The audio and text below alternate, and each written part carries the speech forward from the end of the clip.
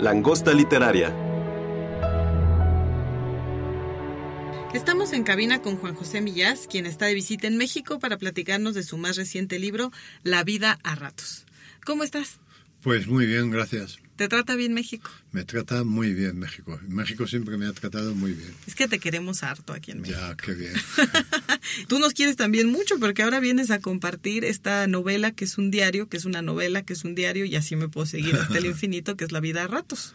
Bueno, yo pienso ya después de muchas experiencias con lectores y lectoras, muchos periodistas, pienso que es una novela disfrazada de diario. Ya he llegado a esta conclusión, ¿no? Finalmente. Porque yo al principio me preguntaba, ¿es una novela disfrazada de diario, un diario disfrazado de novela? Y finalmente hay un acuerdo prácticamente unánime en que es una novela disfrazada de diario. Son casi 200 semanas de la vida de Juan José Millás. 3 años de mi vida. Que son años de tu vida, de lo que te pasa, de lo que ves que le pasa a otra gente y de lo que se te ocurre o de las ideas que pasan por tu cabeza. Sí, yo cuando proyecté este libro, yo lo primero que pensé es que yo sé cómo es la fórmula de un diario convencional, porque he leído muchos y además es un género que me gusta, pero yo quería torturar un poco el diario convencional, quería cambiarlo, quería revolucionarlo, ¿no? Y entonces la primera decisión que tomé es que no iba a utilizar el 29 de septiembre de 2018, tal como se utiliza, sino que iba a dividirlo en semanas. ¿Esto por qué fue? Esto fue porque yo estaba enseñando a una nieta mía los días de la semana, lunes, martes, miércoles, jueves, y cuando ella se los aprendió, me gustaba decirme, decía, bueno, te voy a decir los días de la semana, y ella me los decía como si me contara un cuento, y yo me di cuenta que la simple enumeración de los días de la semana es un cuento, se escucha como un cuento. ¡Qué bonito! Y no solamente eso, sino que cuando uno se levanta en lunes, empieza en lunes como si empezara una novela o como si empezara un cuento, como si empezara una nueva vida, ¿no? Que termina el viernes, y el viernes tiene la sensación, cuando cierra y se va, de que ha acabado una etapa. Es decir, que la semana es una unidad narrativa, pensé yo. Entonces voy a dividirlo en semanas y procurando, eso sí, que cada semana sea una unidad narrativa, es decir, que sea un cuasi cuento, para que después todas esas semanas sumadas den lugar a una unidad de mayor orden, que es la novela, ¿no? Entonces, la idea me gustó, empecé a experimentar y vi que funcionaba. Y vi que además esta forma de hacer este diario novelado me permitía parodiar el género, porque el género diario no está parodiado. Si te fijas, nadie lo ha parodiado. Y los diarios... Al contrario, ¿no? No, es al contrario. Serio. La gente se lo toma muy en serio. El diarista es una persona que se toma a sí mismo muy en serio y por lo tanto el diario muy en serio. Y sin embargo aquí, si tú ves, hay una parodia del diario sí, que permite acercarse al género también de otro modo, ¿no? Bueno, y es que muchos diarios nos aproximamos a ellos sin permiso de los autores. Nos llegan cuando los autores ya no pueden protestar. Cuando se han muerto, ¿quieres decir? Sí, cuando se editan ya no pueden protestar. Y tú elegiste compartirnos estas 3 líneas narrativas, además, ¿no? Que básicamente es lo que pasa en la vida a ratos y lo que le pasa a Juan José Millás. El taller literario, el taller de escritura, con todos estos personajes por demás curiosos que bueno, hay varias líneas narrativas, ¿no? O sea, que son los lugares en los que se desenvuelve mi vida, ¿no?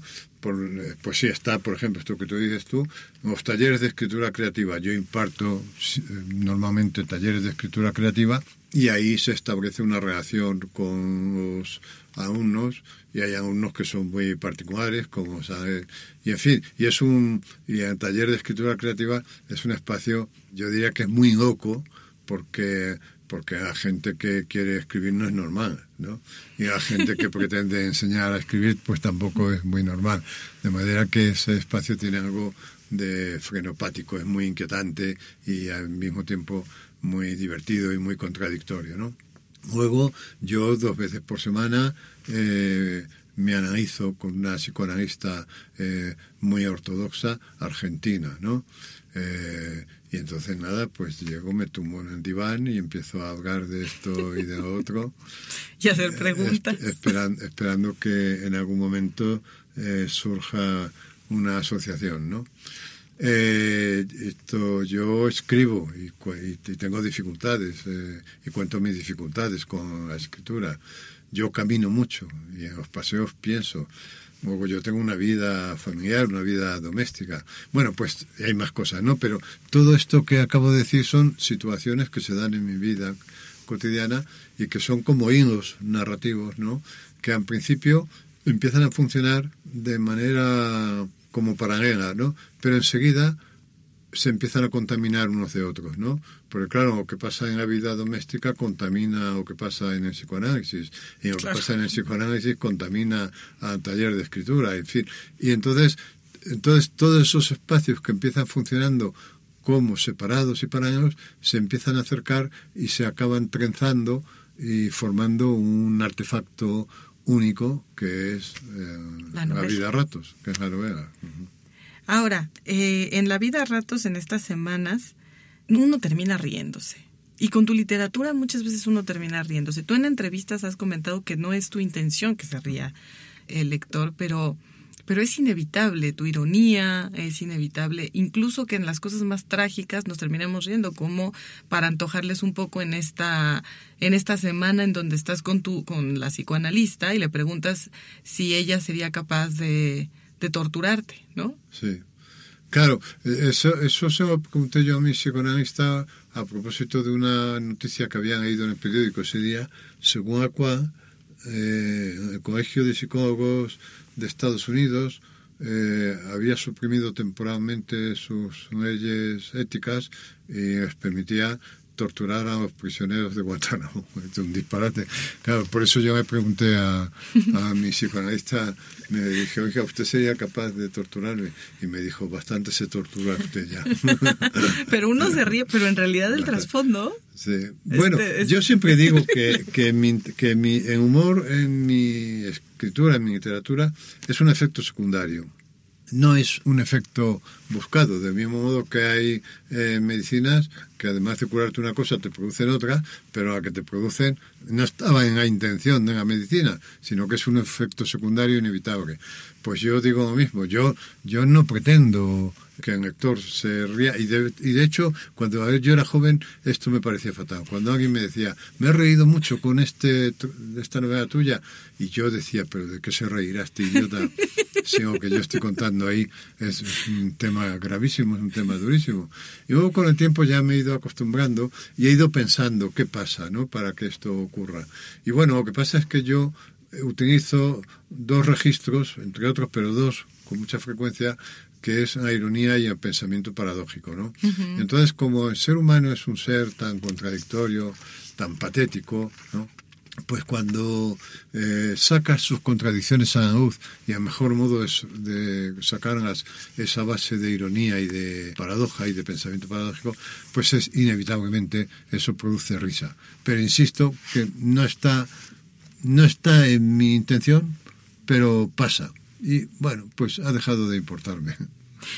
Incluso me gusta. Es muy bueno, y el lector lo agradece muchísimo, te lo puedo decir. Ahora, en la vida a ratos ya nos contaste, pasan cosas que te pasan, ¿no? En los talleres o en tu vida cotidiana, con tu esposa, con tu familia, con tu hijo que te pregunta si el hielo tiene o no tiene caducidad, en fin, ese tipo de cosas. Y te pasan cosas por la cabeza que también están en el diario. Y esto me gusta mucho como lo has contado en algunas entrevistas, el tema de lo que ocurre y de las ocurrencias que tiene cada uno en la cabeza. Claro, yo en los diarios, y esta sería otra diferencia, en los diarios convencionales la gente cuenta lo que ocurre. Y yo aquí decidí contar lo que me ocurría y lo que se me ocurría. Y además sin establecer una gran frontera entre una cosa y otra. Es decir, sin decir, hasta aquí llega lo que me ocurre y aquí empieza lo que se me ocurre, sino porque todo está mezclado, lo que se me ocurre y lo que me ocurre. Y esto a la gente le gusta mucho porque normalmente en la vida cotidiana la gente no habla de lo que se ocurre, la gente habla de lo que ocurre, porque hay una especie, o que se ocurre o reprime, ¿no? Porque, entre otras cosas, porque se nos ocurren cosas como esa, como que nuestro jefe se muere, a veces muere ya nuestro jefe, ¿no? O nos toca la lotería. Y entonces eso se reprime. Y entonces la gente habla solamente de lo que se ocurre, con lo cual estamos hurtando continuamente a la vista de otro lo más interesante de nosotros, que en la trastienda. Lo más interesante de una tienda, ¿qué es? La trastienda. Sí. O sea, que cuando nosotros estamos en una tienda y si nos podemos asomar un poco así, nos encanta. Bueno, pues lo más interesante de los seres humanos no es la tienda, es la trastienda. Pero eso es lo que no mostramos, excepto cuando a lo mejor nos enamoramos, y tampoco del todo, ¿eh? Hay gente que se enamora y va dosificando la trastienda con mucho cuidado, ¿no? Antes de La vida a ratos, el año pasado andabas por acá también en nuestro país y estabas platicando de Que nadie duerma, de la novela anterior, de esta novela protagonizada por esta mujer que se obsesiona con Turandot y que se obsesiona también con un vecino y quiere encontrarlo porque cree que ahí está el gran amor de su vida. ¿Y por qué no nos cuentas un poquito también y nos antojas Que nadie duerma? Esta novela es muy especial en mi carrera porque tuvo mucho éxito siendo una novela muy rara, ¿no? Y a mí me costó escribirla porque partía de cuestiones que eran muy íntimas, ¿no? Que estaban relacionadas con mi propia vida, ¿no? Yo tenía una tía que era hermana de mi madre, de la que frecuentemente se decía que me habían cortado las alas.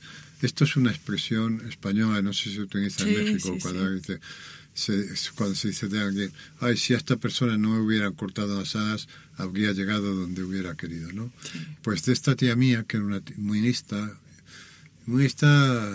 también emocionalmente, se decía, la tía Dora habría llegado donde hubiera querido si no me hubieran cortado las alas. Claro, yo escuchaba eso de niño, y los niños entienden las cosas de forma literal. Entonces yo veía unas tijeras cortando las alas a la altura de los omoplatos a mi tía Dora. Y además pensaba que los omoplatos eran los restos, cuando se ponía en bañador, eran los restos de esas alas, porque tenían los omoplatos muy pronunciados, era muy delgada y tenían los restos de esas alas que me habían cortado, ¿no? Y esto, junto a el hecho de que yo me aficioné una temporada a los pájaros, quizás por eso, ¿no? También ahí se cruzaron esas dos cosas y surgió este personaje que es un personaje pájaro, es un personaje y que efectivamente, y que es un personaje muy ingenuo, que se cree lo que cuentan en la vida, y eso me produce muchísimas alegrías por un lado, pero también muchísimos sinsabores. Y ella conduce un taxi por Madrid, de manera que por Madrid, que podría ser cualquier gran ciudad, sí. Podría ser México, podría ser Buenos Aires, podría ser París, y de manera que es una novela en la que la ciudad tiene un protagonismo muy especial, en la que la ciudad es una de las protagonistas, ¿no? Y ella se mueve de manera muy nerviosa por la ciudad y va desfaciendo entuertos. Ella tiene algo de Don Quijote, solamente que en lugar de ir a caballo va en un taxi, ¿no?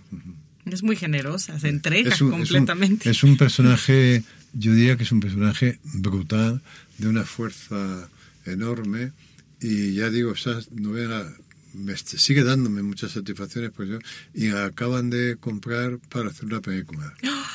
Y creo que si lo hacen bien puede salir una película brutal. Gran noticia que compartes con nosotros. Sí. Que nadie duerma. Ayer platicábamos de varias cosas que nos angustian en esta modernidad. Y creo que tanto en La vida a ratos como en Que nadie duerma, por ejemplo, la soledad es uno de los temas que quizá ahora la época que estamos viviendo se vive de distinta manera y se ve reflejado en esta novela. Y en La vida a ratos también hay cosas que de tu cotidianidad que también vamos viendo que una modernidad tal nos puede causar risa, como decíamos, pero también nos puede angustiar, ¿no? Son novelas muy actuales en ese sentido.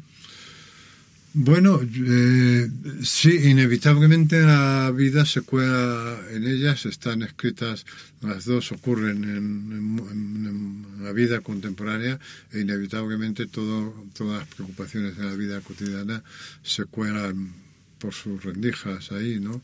Y sí, vivimos, por ejemplo, en el asunto de la soledad que citabas, que tiene mucho que ver también con la vida a ratos, pero sobre todo con que nadie duerma. Es muy llamativo, por ejemplo, que justo cuando salió la novela, en el Reino Unido crearon el Ministerio de la Soledad. En el Reino Unido ya existe un Ministerio de la Soledad porque han detectado que hay una soledad impuesta que es terrorífica y que está creando muchos desajustes de orden social, ¿no?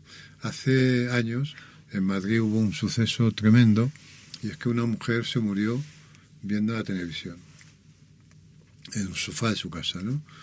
Vivía sola. Y tardaron 5 años en descubrir, de manera que esta pobre mujer estuvo viendo, que además estaba viendo un programa horroroso que era Telecinco, una cadena horrorosa que es Telecinco, 5 años muerta viendo a la televisión. Y eso fue una noticia que, en fin, salió en todas partes porque era una noticia muy fuerte, pero a partir de ahí esa noticia empezó a convertirse en algo normal. No 5 años, pero sí que se descubría un cadáver en una casa y que llevaba 1 año muerto, un hombre o una mujer, o 3 meses, o un mes. O sea, en Madrid empieza a ser normal, y en Londres también, y por eso crearon el Ministerio de la Soledad. Y yo pienso muchas veces, se me ponen los pelos de punta, en Madrid, pero podríamos pensar de México seguramente, ¿no? Yo pienso, Madrid es una ciudad de 5 millones de habitantes, y pienso, hay un número X de pisos en donde hay un muerto o una muerta, que se descubrirá dentro de 2 meses, dentro de 3 meses. Claro. Y entonces, claro, ahí la soledad tiene 2 dimensiones. La soledad elegida es fantástica. Yo no podría vivir sin momentos de soledad. Yo necesito un espacio para estar solo y con mucha frecuencia. Pero hay otra soledad que es la soledad impuesta, que es la que viven estas personas mayores que se han quedado sin familia o que la familia se ha desperdigado y viven en sus pisos solos y un día se mueren solos, y es tremendo. Y eso está muy presente efectivamente en estos 2 libros. ¿Sí? Está muy presente ese grado de soledad que se vive cuando se vive en grandes aglomeraciones, curiosamente, porque yo voy con frecuencia a un pueblo de Asturias, una zona del norte de España, donde tengo una casa. Y en los pueblos no ocurren estas cosas, porque la gente vive más pendiente. Es decir, claro, sí. si yo, por ejemplo, a las 10 de la mañana no he ido a tomarme el café al sitio donde me voy a tomar el café, las personas que llegan a la cafetería dicen, oye, Juanjo no ha venido todavía, ¿no? Y si tardo 2 horas más me llaman por teléfono. Y así se han salvado. O sea, ahí ocurrió eso, que una persona que había dado un ictus, un vecino mío, no se fue a tomar el café, y cuando pasaron, digo, oye, es raro que esté bueno, y llamaron, no contestaron, fueron a su casa y el hombre no se podía mover. Es decir, que la vida de los pueblos, siendo incómoda por otras razones, hay un refrán español que dice pueblo pequeño, infierno grande, ¿no? Porque todo el mundo vive pendiente de todo el mundo, pero al mismo tiempo tiene esta cosa más humanitaria de que tú no estás solo aunque vivas solo. Ahora, si tú en Madrid o en México vives solo, estás solo. Juan José Millás, escritor. La Langosta Literaria es seguida por muchos jóvenes, muchas personas que quieren escribir, que quieren dedicarse a escribir, que quieren ser escritores. Ya dijiste que lo primero que tienen que hacer es estar conscientes de un cierto grado de locura, como también está dicho en La vida a ratos, pero ¿qué consejo les darías? Bueno, yo les diría primero que decidieran si quieren escribir o ser escritores, que es distinto, porque hay mucha gente que se cree que quiere escribir y en realidad lo que quiere es ser escritor para gozar de los beneficios fantásticos que en su cabeza tienen los escritores. Una vez decidido eso, yo recomendaría que leyeran enfebrecidamente. Es decir, no se puede ser escritor si no eres un lector patológico, si no eres un lector enfermizo. Y la lectura es el combustible de la escritura. Entonces, que lean mucho y que trabajen con disciplina. No que trabajen, que no sean escritores de fin de semana, ¿no? Sino que todos los días se pongan a trabajar. Y a medida que vayan trabajando, el olfato y leyendo, ¿no? El olfato les irá diciendo cuándo o que acaban de escribir no tienen que romper o cuándo eso sirve para algo. Y si tienen la oportunidad de acudir a un buen taller de escritura creativa, pues que acudan, porque ahí se dan atajos. Quiero decir, a escribir se aprende como se puede, cada uno aprende como se puede, ¿no? Es cierto que en las universidades norteamericanas, por ejemplo, ya hay asignaturas que tienen que ver con esto, con el aprendizaje de la escritura, pero en la mayoría de los sitios no hay. Entonces uno aprende como puede. Pero yo qué sé, o sea, yo a lo mejor tardé 3 años en comprender realmente, no solamente teóricamente, sino emocionalmente, en qué consistía esto que llamamos el punto de vista y que es un asunto nuclear. Bueno, pues eso en un taller de escritura, si el profesor es bueno y el oyente es un poco esponja, se aprende en una semana. O sea, es un atajo. Quiero decir que yo creo que los talleres de escritura, cuando son buenos, cuando el profesor es bueno y cuando el alumno es un poco esponja, son verdaderos atajos. Pero tampoco es necesario un taller, es decir, que cada uno aprende como puede. Pero sí hay 2 cosas fundamentales, que son leer y escribir. Acá estamos preparando un programa especial, Juan José Millás, de libros que te han prestado y que nunca devolviste. ¿Tienes algún caso así? ¿Te acuerdas de algún libro que te hayan prestado y que además conscientemente hayas dicho, híjole, este no lo voy a devolver? O que tú hayas prestado uno y que sepas que esa persona te mira por la calle y dice, ajá, y no se lo voy a devolver. Mira, yo fui muy generoso con los libros y pertenecía a un grupo de amigos. O sea, yo llegué al mundo de los libros con un grupo de amigos que éramos muy generosos. Es decir, los libros eran de todos. Yo leía un libro y llegaba alguien a casa y yo me decía, oye, este libro es magnífico, y se lo llevaba. Y ya no me fijaba si me lo devolvían o no. Y yo hacía lo mismo.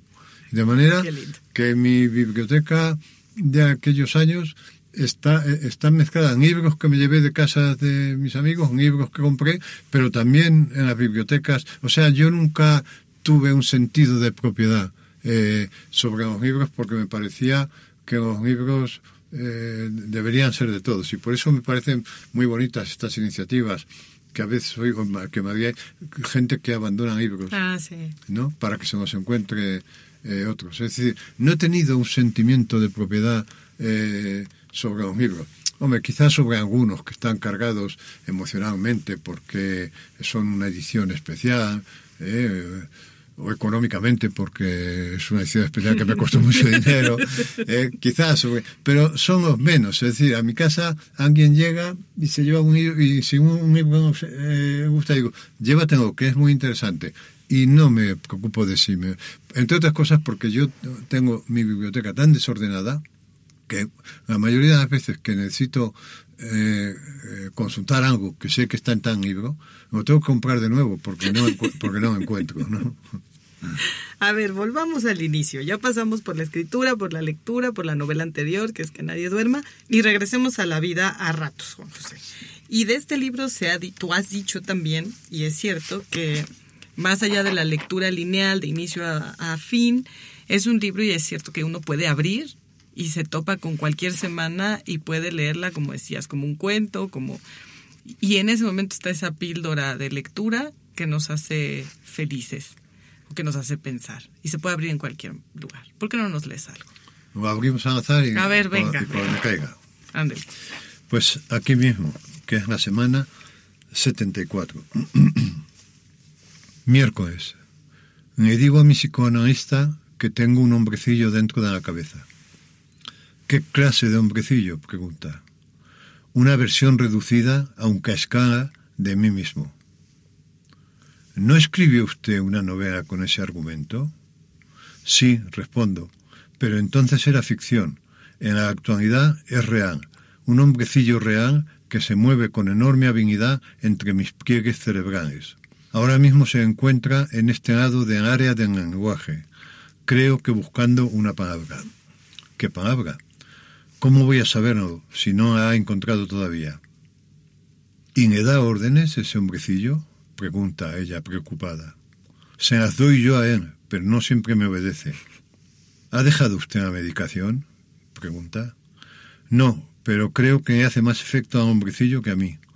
Con los somníferos, por ejemplo, yo ya no me duermo. En cambio, él cae fulminado y ronca de tal modo que no me deja pegar ojo. Quizá convenga cambiar la medicación, dice ella. Quizá, digo yo, y permanezco un rato más en el diván, sin decir nada, hasta que mi psicoanalista dice que ha llegado la hora. ¿La hora de qué?, pregunto. Usted lo sabe, la de irse. Muchas gracias. Juan José Millás, La vida a ratos. Gracias por esta novela, gracias por estar aquí. Sabes que en México se te quiere, se te lee y se te admira muchísimo. Pues estoy encantado, muchísimas gracias y muchísima suerte. Hasta aquí esta conversación con Juan José Millás, El pretexto, La vida a ratos. Hasta la próxima aquí en La Langosta Literaria. Búscanos en nuestras redes sociales, Twitter, Instagram y Facebook, @megustaleermex, y en YouTube, Me Gusta Leer México.